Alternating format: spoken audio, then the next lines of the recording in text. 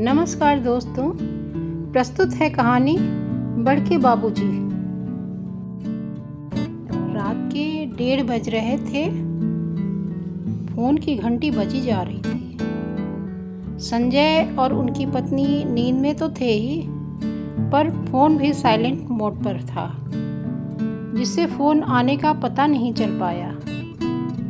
तभी अचानक बेटे अंशु के रोने की आवाज़ से संजय की नींद खुली। समय देखने के लिए संजय ने फ़ोन उठाया।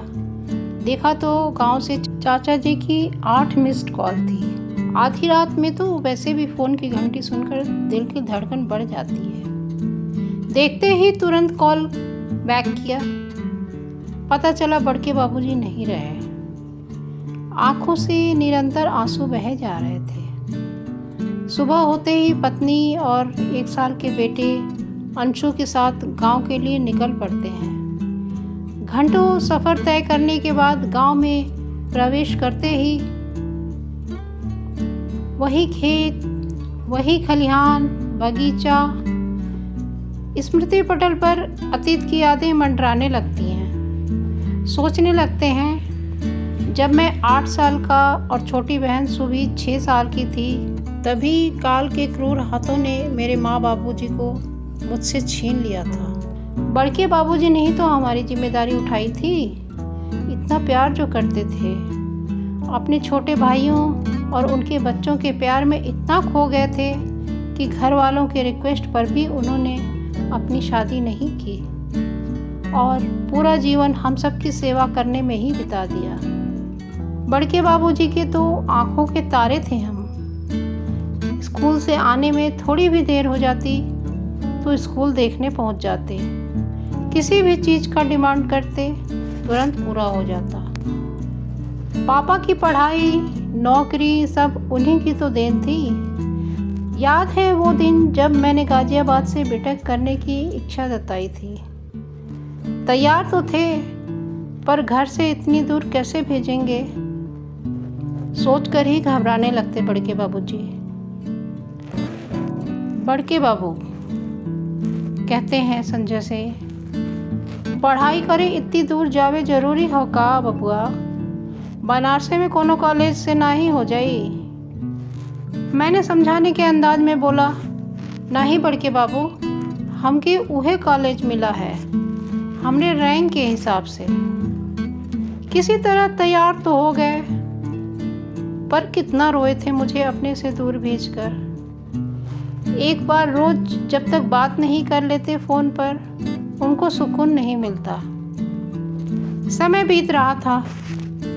4 साल कैसे बीत गए पता ही नहीं चला। छोटी बहन की शादी की तैयारियां चल रही थीं और मेरा भी जॉब में सिलेक्शन हो गया था। बस शादी अटेंड करने के बाद मुझे भी हैदराबाद ज्वाइन करने जाना था। कितने उदास थे छोटी के ससुराल जाने के बाद। याद है मुझे वो दिन जब मैं छुट्टी में घर आया था तो मुझसे भी शादी के लिए दबाव बनाने लगे। बड़के बाबूजी, बचवा, अब तोहू के खाए पिए का दिक्कत हो ही राहत होई, अब तो का शादी कर लेवे का चाहिए। मैंने भी अपने और मेरे साथ काम करने वाली शिखा के बारे में सब कुछ बता दिया, और ये भी कि हम दोनों शादी करना चाहते हैं। उनकी खुशी तो हमारी खुशी थी, भला वो क्यों मना करते। मेरी शादी भी धूमधाम से हो गई। शिखा कुछ दिन ससुराल में रहकर वापस मेरे पास आ गई, क्योंकि छुट्टी खत्म हो चुकी थी। शादी के बाद बड़के बाबूजी को मैं अपने साथ हैदराबाद लेता आया, पर वो 1 महीने में ही उब गए। उन्हें तो अपने गांव के खेत खलिहान, दालान, शाम के समय लोगों का मजमा, शायद ये सब उनको याद आ रहा था। शहरों में ये सब कहाँ मिलता उन्हें। गांव वापस आ गए। कार डिवाइडर पर जंप होने की वजह से अचानक संजय अपने अतीत से वर्तमान में लौट आए। घर पहुंच चुके हैं। घर के बाहर भीड़ लगी हुई थी। सारा गांव इकट्ठा था। शायद मेरा ही इंतजार हो रहा था। ऐसा लग रहा था सफ़ेद चादर ओढ़े गहरी निद्रा में सोई बड़के बाबूजी कह रहे हो, अपन ध्यान रखिया बिटवा। सफ़ेद कफन में लिपटी बड़के बाबूजी की वह निर्जीव काया सभी रिश्ते नाते तोड़कर चल पड़ी अंतिम यात्रा पर। धन्यवाद।